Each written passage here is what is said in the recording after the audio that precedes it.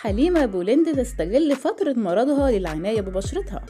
قررت الإعلامية الكويتية أن تستغل الوقت الذي تمضيه في منزلها على الفراش بسبب المرض في العناية ببشرتها ووضع ماسكات مغذية.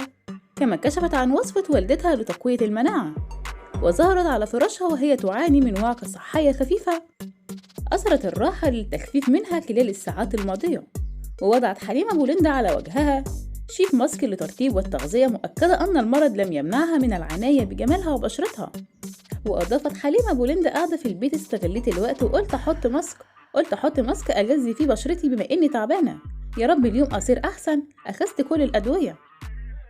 وكشفت حليمة بولند عن وصفة والدتها لتقوية المناعة وقالت: بقول لكم وصفة أمي والله العظيم خستها دواء، بس خفت أصور لكم تضحكون علي. وأضافت: شوربة أمي معها توم وبصل، والله وليمون، ما حد يضحكني، بلوك بليز، عادي بهذا اليوم تقعدون بالبيت ما تختلطون مع أحد، يعني هذه شوربة أمي حبايب قلبي.